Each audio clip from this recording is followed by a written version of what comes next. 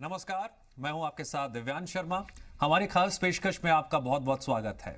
आज हमारे साथ एक खास मेहमान जुड़ने जा रही हैं। ये खास मेहमान इसलिए खास हैं, उम्र छोटी सी लेकिन छोटी सी उम्र में इन्होंने अपने सपनों को पूरा किया है, अपने उस मुकाम को हासिल किया है जिसके लिए बहुत मेहनत करनी पड़ती है। मंजिल इन्होंने उस तय की है जिसके लिए बहुत लगन और मेहनत करनी पड़ती है। हम बात कर रहे हैं पलक की। जी हाँ, पलक मुछल की, एक जानी मानी सिंगर जिनके गानों को हर कोई सुनता है और जब सुनता है तो खो जाता है। आजकल लॉकडाउन के इस पीरियड में वो कैसे वक्त गुजार रही हैं और क्या कुछ करती हैं, उनसे उनकी दिल की बात भी जानेंगे और साथ ही साथ आपके लिए वो कुछ संदेश भी लेकर आई हैं, वो भी हम आपको तक पहुंचाएंगे। चलिए बातचीत का सिलसिला शुरू करते हैं। हमारे साथ पलक जुड़ गई हैं। पलक जी, आपका बहुत बहुत स्वागत है। थैंक यू सो मच, शुक्रिया। पलक जी, जीवन के अलग अलग पड़ावों को आपने देखा है, समझा है। कभी सोचा तो नहीं होगा कि लॉकडाउन का ये पीरियड भी कभी आंखों के सामने आएगा, लेकिन इसके बावजूद आपके चेहरे की मुस्कुराहट इस बात को बयां कर रही है कि इन पलों को भी आप बहुत सुकून से जी रही हैं और इन पलों में भी आप अपने दिल की जो खुशी है उसे बरकरार रखते हुए हर पल को जी रही हैं। बिल्कुल कोशिश जारी है पॉजिटिव रहने की, प्रोडक्टिव रहने की, बिकॉज ये समय ऐसा है, आई थिंक हर कोई मुझसे रिलेट करेगा कि हम किसी ने भी नहीं सोचा था, हम सभी में से कि हम ऐसा दिन देखेंगे जब पूरा देश, पूरी दुनिया एक्चुअली अपने अपने घरों में लॉक्ड है। एंड अगर हमें इस समय को दुखी होकर निकाले, रो कर निकाले या फिर खुश होकर निकाले, सकारात्मक रहकर निकालना तो है ही। सो मैं कोशिश कर रही हूँ होपफुल रहने की, खुश रहने की, पॉजिटिव रहने की। बिल्कुल पलक, आपके जो गाने हैं वो इतने खास हैं, इतने सुरीले हैं और उनका जो एहसास है, इतनी उनमें जिंदा दिली है कि उम्र किसी की कितनी भी हो लेकिन वो अपने आप में सुकून देती है। मैं सुकून की बात कर रहा था पलक, तो आपने अपनी ज़िंदगी में कई पड़ाव देखे हैं, लेकिन एक पड़ाव होता है प्रोफेशनल पड़ाव। बड़ी मेहनत चाहिए होती है, बड़ी लगन चाहिए होती है। बॉलीवुड में कई जाने माने सिंगर हैं, एक ऐसी उम्र में वो पड़ाव पर पहुंचते हैं और आपने इतनी छोटी सी उम्र में वो पड़ाव इतने कम समय पूरा कर लिया। पलक जो है मुंबई कैसे पहुंची? इंदौर से मुंबई का सफर कैसा रहा और इस सफर के दौरान किन किन मुश्किलों का सामना करना पड़ा? मेरे लिए सफ़र सपने जैसा रहा और मैं मानती हूँ कि बहुत सारे सिंगर्स ऐसे हैं जो मुझसे बेहतर गाते हैं, बहुत सारे लोग होंगे जो मुझसे कई ज़्यादा गुना मेहनत करते हैं, बट मेरा ये मानना है कि मेरे साथ एक स्पेशल ब्लेसिंग जुड़ी हुई है उन बच्चों की जिनके लिए मैं और मेरा भाई गाते आए हैं। सो जब भी मैं कॉन्सर्ट करती हूँ तब ऐसा लगता है उनकी दुआएं साथ में हैं। जब मुझे नया गाना मिलता है, बिकॉज आप ही सोचिए, इंदौर से यहाँ आ जाना बिना किसी को जाने, कम्प्लीटली स्क्रैच से शुरू करना और इतने कम समय में इतने सारे गाने मिल जाना, इतनी अच्छी अच्छी चीज़ें हो जाना, आई थिंक ये बहुत सारे लोगों की दुआओं का ही असर है। पलक, मुंबई की जब बात होती है, एक बात कही जाती है मुंबई के बारे में कि अगर किसी को सलमान भाई का साथ मिल गया, उनका आशीर्वाद मिल गया और अगर उन्होंने किसी को ब्रेक दे दिया तो फिर उसका चमकना तय है, क्योंकि वो उन्हीं पर हाथ रखते हैं, उन्हीं पर विश्वास जताते हैं जिन पर वो भरोसा करते हैं। जी, या बिल्कुल सही है। और मुझे ऐसा लगता है कि अगर मुझे सलमान से नहीं मिले होते, अगर उन्होंने मुझे पहला ब्रेक नहीं दिया होता, पता नहीं आज मुझे एक भी गाना मिल पाता कि नहीं। वो पहले शख्स थे जिनसे मैं मिली मुंबई आकर, और मिलते उन्होंने कहा कि पलक तुम बहुत जल्द मेरी फिल्म में गाने वाली। और जब भी हम किसी से मिलते, कोई ना कोई कॉम्प्लीमेंट हमें मिलता ही है। सो मैं उस कॉम्प्लीमेंट को लेकर ही बहुत खुश थी, सेलिब्रेट कर रही थी। बट वो उनका डायलॉग भी है कि वो एक बार जो कमिटमेंट कर देते हैं उसे निभाते हैं, और मुझे पहला ब्रेक तो दिलाया ही। कई सारे गाने उन्होंने मुझे गवाए, मेरी वेटिंग लिस्ट के 100 हार्ट पेशेंट्स के ऑपरेशंस भी उन्होंने करवाए। इनफैक्ट आज भी अगर मेरी पर्सनल लाइफ से भी जुड़ा कोई डिसीजन लेना होता है तो मैं सबसे पहले अपने मम्मी पापा के बाद उनकी राय मानती हूँ। पलक, आपने मम्मी पापा की बात की। मम्मी पापा को हम सभी बहुत प्यार करते हैं और लॉकडाउन के दौरान मैं देख रहा हूँ कि कोई कितना भी बड़ा इंसान हो, सेलिब्रिटी हो, आम हो या खास हो, मम्मी पापा के प्रति हमारा लगाव इतना बढ़ गया है कि शायद पहले हमने शायद इतना कभी महसूस नहीं किया था, आज ज़्यादा महसूस कर रहे हैं। एक तहे दिल से मेरी आपसे गुजारिश है पलक, क्यों ना उन बोलों के आज हम याद कर लें, मेरी आशिकी तुम ही हो, जिन बोलों को जब भी कोई सुनता है तो वाकई में एक सुरूर में खो जाता है। क्यों ना वो बोल, वो संगीत, वो सुरूर आपके जुबान से सामने आ जाएं और हम सब उसमें मदहोश हो जाएं। ओके, सो मेरी आशिकी अब तुम ही हो, आप सभी के लिए स्पेशली। हम तेरे बिना अब रह नहीं सकते, तेरे बिना क्या वजूद मेरा, तुझे से जुदा अगर हो जाएंगे तो खुद से ही हो जाएंगे जुदा, क्योंकि तुम ही हो, अब तुम ही हो जिंदगी, अब तुम ही हो चैन भी, मेरा दर्द भी, मेरी आशिकी, अब तुम ही हो। Thank you. पलक, वाकई में आपने समा बांध दिया। लॉकडाउन के दौरान इस वक्त हमारे जो दर्शक आपको सुन रहे होंगे वो भी इन सुरों में मदहोश हो गए होंगे। बतौर जज दर्शकों ने आपको देखा है, सबसे पहला एल्बम 9 साल की उम्र में आ गया था, वाकई में ये हैरान करने वाली बात है। दूसरी एल्बम 11 साल की उम्र में, और 19 साल की उम्र में बॉलीवुड में बतौर प्लेबैक सिंगर आपने कदम रख दिया। एक के बाद एक मतलब आप चौके छक्के मारती चली गई और वाकई में सबके दिलों पर आप राज कर रही हैं आज की तारीख में। मेरा एक पर्सनल फेवरेट गाना है पलक, क्या मैं गुजारिश कर सकता हूँ? जी जरूर। तेरी मेरी कहानी। आजकल कहानियां जो है ना बड़ी दिलचस्प हो गई हैं सबकी जिंदगी की, क्योंकि सब अपने घर में हैं, लेकिन क्यों ना इस तेरी मेरी कहानी को हम याद करते हुए अपनी जुबान पर लाते हुए एक बार फिर से इस माहौल में खो जाएं। पलक, क्यों ना?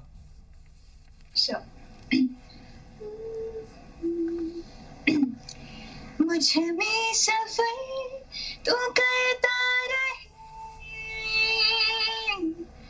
हर एक सांस में गुजरता रहे, शाम सुबह तू मेरा, तेरे बिना क्या मेरा दो जिस्म जान एक है, न होना कभी तू जुदा, तेरी मेरी कहानी है बारिशों का पानी, बन के जो इश्क बरसे, तेरी मेरी कहानी।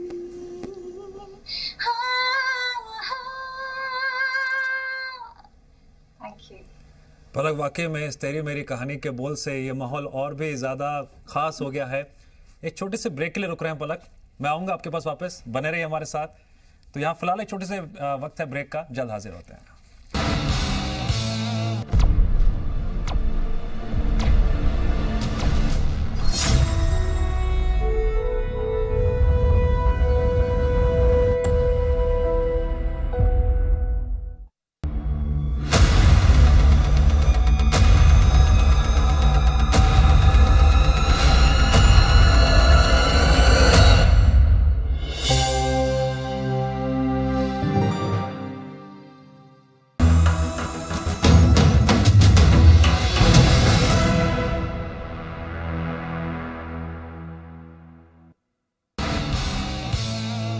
स्वागत है ब्रेक के बाद। हमारे साथ हमारी खास मेहमान पलक मुछाल लगातार जुड़ी हुई हैं। पलक, एक बार फिर से मैं आपका बहुत बहुत स्वागत करता हूं। पलक, आपकी जिंदगी की ओर अगर हम देखते हैं, समझते हैं, तो एक गौर करने वाली बात है, उसमें संदेश छिपा हुआ है। अपने कैरियर के प्रति आप हमेशा फोकस रही, लगातार आगे बढ़ती गई, लेकिन सामाजिक कार्यों से जुड़ना यह भी अपने आप में एक बहुत अच्छा संदेश है जो आपके जरिए कई लोगों तक पहुंच रहा है। मैं चाहूंगा आप खुद उस को साझा करें जनता से, हमारे दर्शकों से, कैसे आप सामाजिक कार्यों से जुड़ी, बच्चों को, उन बच्चों से जिनको हार्ट की दिक्कतें हैं, उनका ऑपरेशन तक आपने करवाया, और कैसे ये सफर शुरू हुआ और अब कहां तक पहुंच चुका है।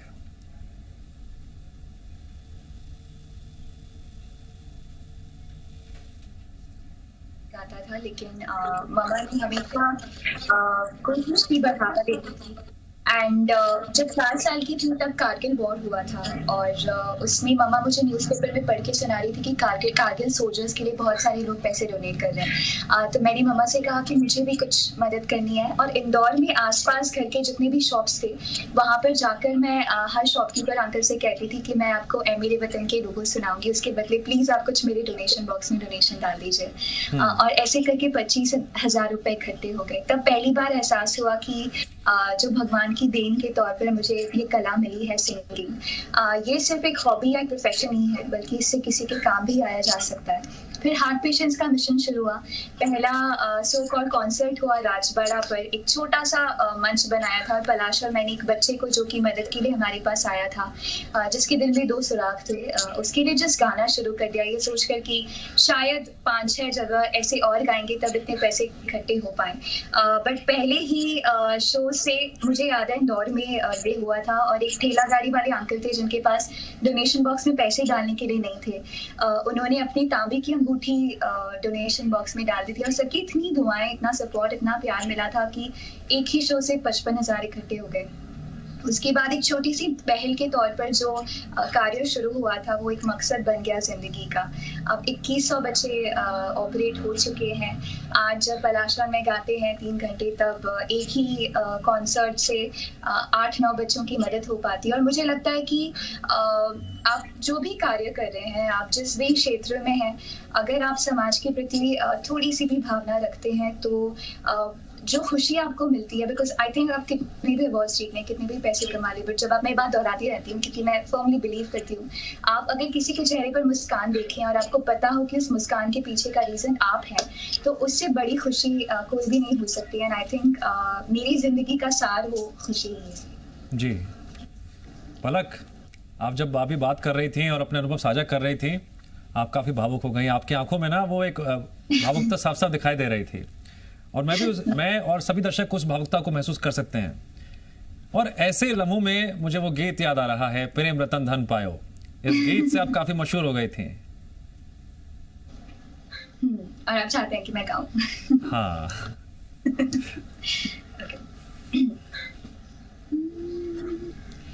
सैया तू कमाल का, बातें भी कमाल की, लगा रंग जो तेरा, हुई मैं कमाल की।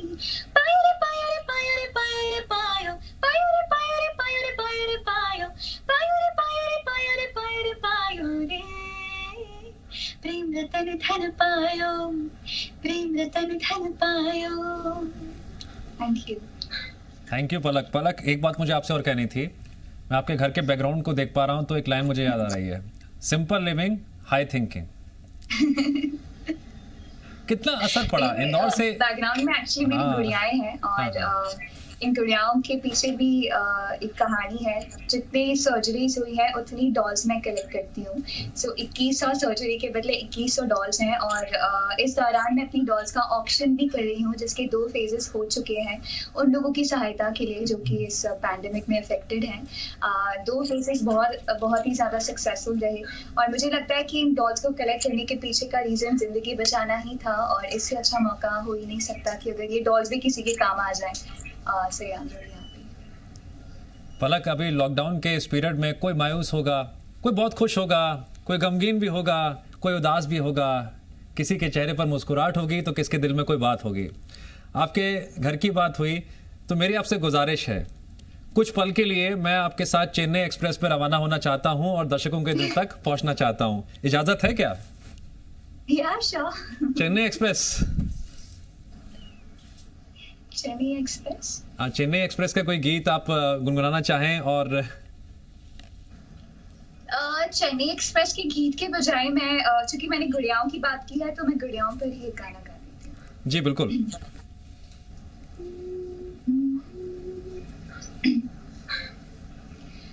गुड़िया मैं नहीं लाऊंगी, टॉफी मैं नहीं लाऊंगी, गुल्लक के सारे पैसे बस उनको दे आऊंगी, हाँ उनको दे आऊंगी। 100 दुख जो झेल रहे हैं, आहों से खेल रहे हैं, आहों से खेल रहे हैं। बहुत खूब, बहुत खूब पलक। वाकई में मेरे को वो बात याद आ रही है जब महेश भट्ट साहब ने भी एक बार आपका जिक्र करते हुए आपके साथी थे और उन्होंने कहा था कि ये गाना गाते हुए आप रो पड़ी थी। ऐसा हुआ था कभी? वो कौन सा गाना था?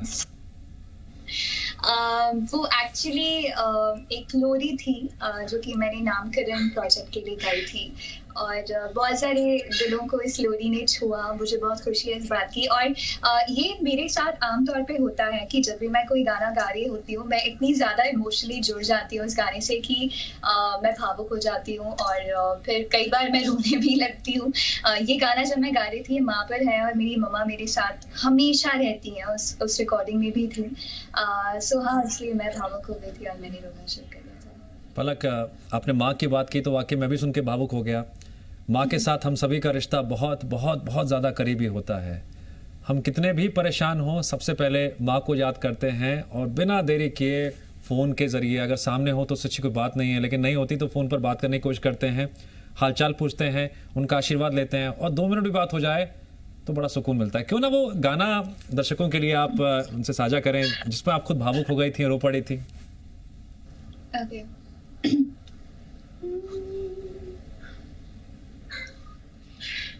लेके चलो तुझको एक ऐसे देश में, लेके चलो तुझको एक ऐसे देश में, मिलती है जहाँ खुशियाँ परियों के भेष में, मिलती है जहाँ खुशियाँ परियों के भेष में, परियों के भेष में। Thank you. वाकई में ये ऐसे इसके गीत के बोल हैं जो वाकई में आपको भावुक कर देते हैं। पलक, आप जज की भूमिका में भी नजर आई थी। नर्वस हुई थी शुरू में? आपके आजू बाजू अगल बगल में ऐसे जो पार्श्व गायक थे तो उनको देखकर डर लगा था एक बार भी आपको, या फुली कॉन्फिडेंट थी? कोई बात नहीं, जैसे कि लॉकडाउन में भी हम देख रहे हैं कि आप फुली कॉन्फिडेंट हैं, लॉकडाउन का कोई असर आप पर पड़ता हुआ दिखाई नहीं दे रहा है। चेहरे के नूर की बात करें या फिर आपकी खुशी की बात करें, पूरी तरह से बरकरार है, पॉजिटिव एनर्जी के साथ। जब आप जज बनी थी तब कैसा लगा था? मेरे लिए बहुत ज़्यादा स्पेशल एक्सपीरियंस था। मैं वॉइस इंडिया किड्स जज कर रही थी और सबसे बड़ी बात थी कि मेरे साथ जो मेरे को जजेस थे शान जी और हिमेश जी, और हिमेश जी के साथ मैंने अपनी करियर की जर्नी शुरू की थी और उन्होंने लिटरली मुझे बचपन से अभी बड़े होते देखा है, बिकॉज जब मैं 13 साल की थी तब मैं मुंबई आ गई थी। सो उनके साथ उसी पायदान पर बैठकर जज करना पहले बहुत ऑकवर्ड फील हुआ, लेकिन हिमेश जी ही थे जिन्होंने मुझे कॉन्फिडेंस दिलाया कि तुम यहाँ पर हो और तुम जज हो और तुम्हें बिल्कुल जज की तरह बिहेव करना है। मेरे लिए जजिंग से ज़्यादा वो लर्निंग एक्सपीरियंस था, बिकॉज इतने टैलेंटेड बच्चे हैं, आमतौर पर हमारे आसपास भी इतना सारा टैलेंट है और अगर ऐसे प्लेटफॉर्म्स होते हैं जिन पर उन बच्चों को अपना टैलेंट दिखाने का मौका मिल सके, तो मैं उस प्लेटफॉर्म से जुड़कर बहुत खुश थी। पलक, अब तक मैंने कई बार अपनी पसंद की गुजारिश आपसे की है, या यूं कहें कि अपनी पसंद का बोझ आप पर डाला है। एक बार आप अपनी पसंद का कोई गाना दर्शकों से साझा करें, इंदौर वासियों के लिए, मध्य प्रदेश की जनता के लिए, उत्तर प्रदेश के लिए, तमाम जनता के लिए। इंदौर वासियों के लिए, मध्य प्रदेश वालों के लिए, पूरे देश के लिए इनफैक्ट ये गाना मैं गाना चाहती हूँ और इंदौर वासियों को और स्पेशली मध्य प्रदेश वालों को मैं ये कहना भी चाहती हूँ, थैंक यू बोलना चाहती हूँ एक्चुअली। और मैं जितना शुक्रिया अदा करूँ वो कम होगा। मुझे नहीं लगता कि अगर मैंने अपना मिशन, अपनी जर्नी इंदौर के अलावा किसी शहर में शुरू की होती तो मैं यहाँ तक पहुँच पाती, बिकॉज आज भी जब मुझे कोई अवार्ड मिलता है तो मुझे ऐसा लगता है कि ऑडियंस में सारे इंदौर वासी बैठे हैं। जितना प्यार मुझे इंदौर वालों ने दिया है, मध्य प्रदेश वालों ने दिया है, वो यहाँ पर मैं अपने दिल में समाये हुए हूँ। और आप सभी के लिए गाना जो कि बहुत सारे लोगों के दिलों के करीब है, साथ ही साथ मेरे भी। फिल्म MS धोनी का गाना है। तो आता है सीने में जब जब सांसें भरती हूँ, तेरे दिल की गलियों से मैं हर रोज गुजरती हूँ। हवा के जैसे चलता है तू, मैं रेत जैसे उड़ती हूँ। कौन तुझे यूं प्यार करेगा जैसे मैं करती हूँ।